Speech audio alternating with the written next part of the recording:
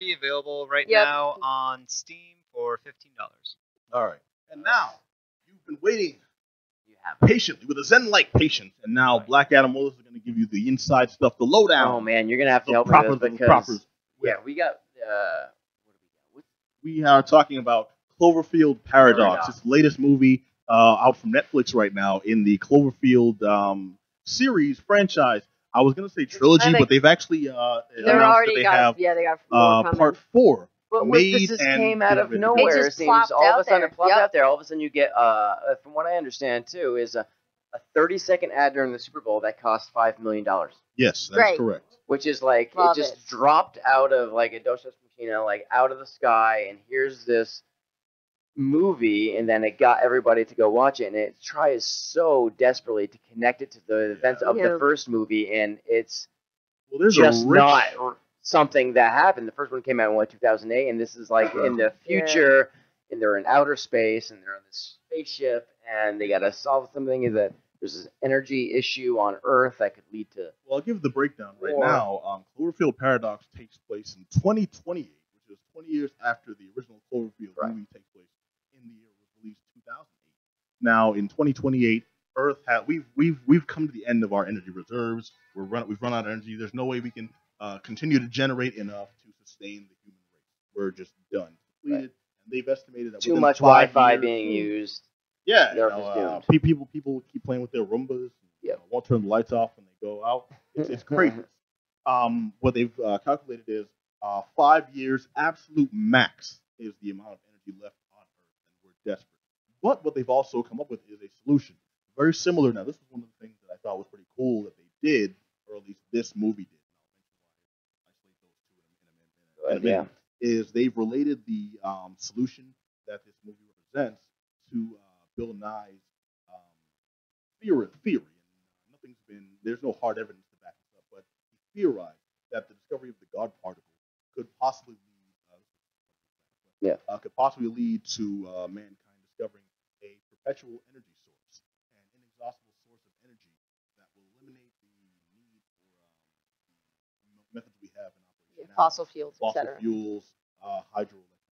Well, it just all seems that. where the Now, first one's a monster movie, and that's why you're kind of buying into, and then it makes it like this yeah, hard this is very different. The I mean, story here physics, is science movie. It just, I think the makers of this, like really overestimated the interest totally, of who wants to watch it, and It felt like a very good movie for the Sci-Fi Channel.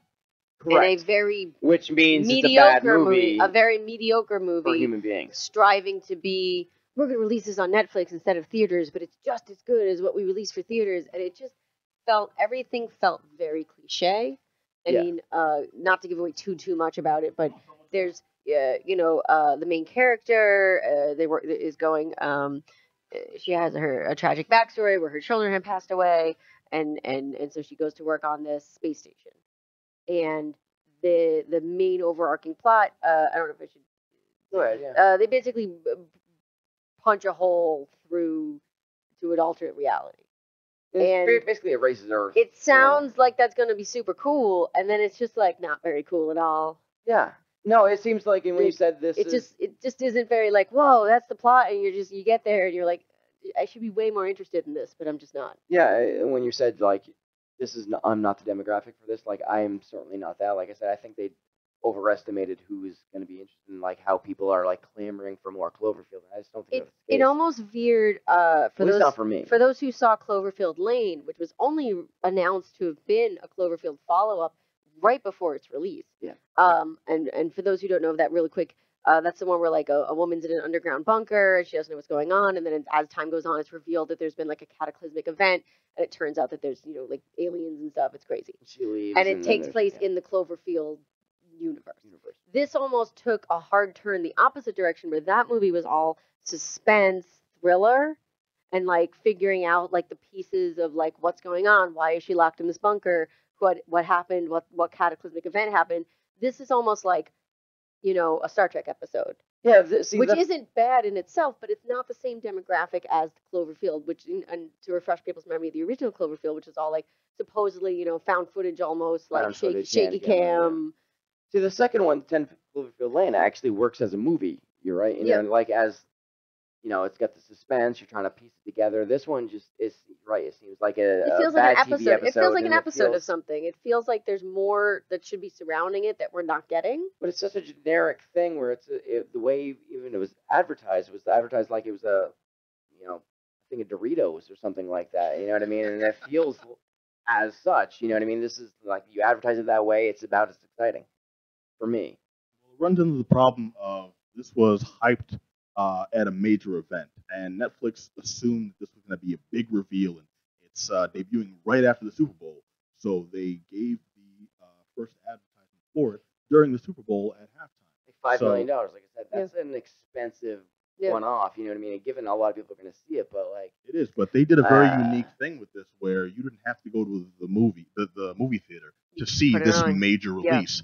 You could watch it right after the Super Bowl. It was readily available, and a lot of people did.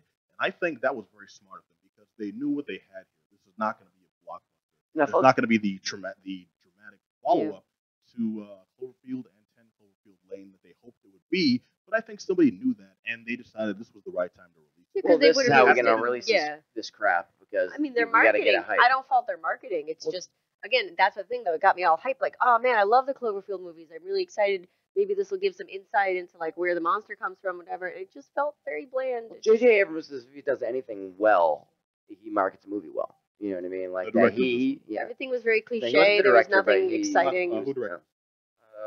What's his name? Julius? No. Which doesn't really have many credits to name. I don't know anything that they've done before this, but yeah, this seems and it has a lot of great actors too. You know what I mean? A lot of good performances. David Oyelowo. Yeah. And he's, I think, way too overqualified to be doing something like this. Well, everyone had a pedigree, and I think the unfortunate Rule, reality, yeah. the unfortunate reality of Cloverfield Paradox is they had a script that they've gone out of their way to tie to Cloverfield, the franchise, and then they needed actors with enough clout to make it seem like no, we're paying. This is we're a paying legit attention. actual movie that you should, Exactly, be and they happy to chose see people right away. that should have been able to give great performances and did give, I think, the best case scenario performances they could For what give. they were dealing with. But the problem is, yes, they had not necessarily nothing to do, but they were wasted in these roles. They have Zhang Yi in this picture playing, I won't say a nothing role, but kind of a side character, displaying none of her very well. That's what I'm saying. Extremely overqualified actors. Abilities, yes. It's just people are dispatched with no respect and no regard. Which I mean, it's cool when it happens in a movie because you think, oh, George Clooney's in this. I guess he's living to the end, and then he doesn't. Yeah. That's kind of cool to see because they're actors playing a role that's not, oh God, well, it's automatically going to be Denzel's movie. That I like, but the fact is they don't use anybody to full effect in this. And that I think is a damn shame. Well, also, there's there's just there's two different movies happening. Waste. And that's one thing that it's really jarring when you watch because there's a story of the people in the space station, which in itself is one contained story. A lot of stuff happens there, and it's really hard to follow. But if you watch it 2 or 3 times, which you can thanks to the wonders of Netflix, you get the story and really things. Even though they don't make sense, they're more coherent. You understand why they don't make sense. Then there's a story on Earth where there's the husband of the woman who's on the space station, our main character. And we don't know what the hell's going on with him because he's in the middle of a story that branches 5 or 6 times, and then you never get a follow-up. Because it's like you're coming back in. Oh, perfect example. It's like you're watching a TV show. That one goes to commercial, so you switch the channel and you start watching a second show. Watching something else. That's smart. Yeah. Enough time has passed, you go back to the main show, and then commercials come around again, so you go back to the second show with no understanding of what's happened. They're just at a different point in the story. Well, that's where I and come you just to pick up and go. with this movie. And the only thing I have to ask at the end of this is why. Like, why do it? Well, because there to was what point is this movie? Yeah. I think Johnny's getting a little antsy to know whether or not we give this a thumbs up. I give it a thumbs down. I give it a thumbs down because what I was going to say, it almost felt like something that would have worked better as a miniseries. Not that I want more of this because it wasn't very good. Well, that's it. But yeah. it almost like Just why? didn't have enough time to do everything it wanted to do, and therefore many things fell flat. For example, the B plot, if you will, of everything happening on Earth was actually quite intriguing, And I feel like we almost didn't see it enough because it kept cutting back to the space station where I'm kind of going, I don't care about My thing any there of you. was, what the hell's going on here in the first place? Oof, Because oof. they introduced a lot of, I won't say red herrings, but like false stars. The brothers driving through the wreckage, and then, well, first of all, the brothers just driving through the streets, and then we cut to the space station. Cool, action's going back there. We cut back to him. There's wreckage all over the place, and he's frazzled. He's on the phone with somebody who we never see, and then we cut back to the space station. Cool. We cut back to him. Suddenly, there's a little girl talking about her uncle's dead and the family. Where the hell did she come from? Yeah. Why is there just a But they little want to random feel white like girl they're in the back building seat? suspense. They're That's what I just mean. Like, making I feel like if confusion. this were like There a is. Sci-Fi Channel miniseries, it could have worked. Right, Would this have is like been right if it after was two different Sharknado. You can watch this. Well, Yeah. if this was Yeah. two different ones that had the crossover section, like when Sharknado met Lava Lynch, that would have been. But a you thing. get. Hold on, the I want to hear cheesiness from of it. just Johnny. You've been Lava awfully Lynch, silent yeah. throughout this whole thing. You Yeah, saw this I saw this. picture too. Give us your I think impressions. they're all like, Alright, so are you thumbs up or down, real quick? I want to hear your impressions first before I make my ultimate decision. Well, mine's up there. It's a thumbs down. I mean, I'm with all you guys. There's it's just a big giant mess and a whole lot of things that are derived from a bunch of other movies, especially Event Horizon. This Yeah, movie doesn't have its definitely, own. I can see that. Yeah, Yep. doesn't have its own identity. And when it tries to get its own identity, is the parts where it tries to tie itself into past Cloverfield movies. That's when it's yes, this is what makes this movie unique. Other than that, the main actress is the star of the show. She was amazing, and that arc, that part of the story, I actually really like the decision that she had to make at the very end. Like I felt that moment.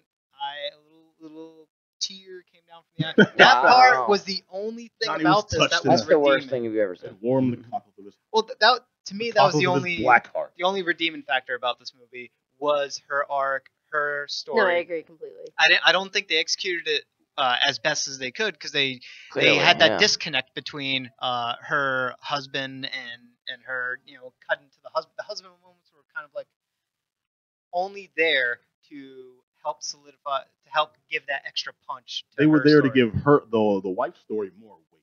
Yeah, She has more to lose than we initially saw, and they really hammer that into your face. And you can as run the with that rest. and make a good movie out of it, but it's the jumping around, Well, and the convolutedness of. Here's what it of leaves the everything. audience with, and I'm going to give my rating right now. I'm actually giving this a thumbs up. believe it or Get not. out of my life. And I'm giving it a thumbs up because it's not a great movie. It's not necessarily a good movie. But if you, and this is the caveat, if you go beyond this picture itself and see how they've ham-fistedly forced it into the Cloverfield mythos now, it's essentially a thing. Which is unfortunate. Not unfortunate. I think they had Cloverfield, and then they realized we can actually do something with this more than we had intended to. This is going to be a monster movie with a unique perspective. And coming into that, thank you for that non-biased opinion. And coming into it from that point of view, it was a unique thing they did about 10 years ago.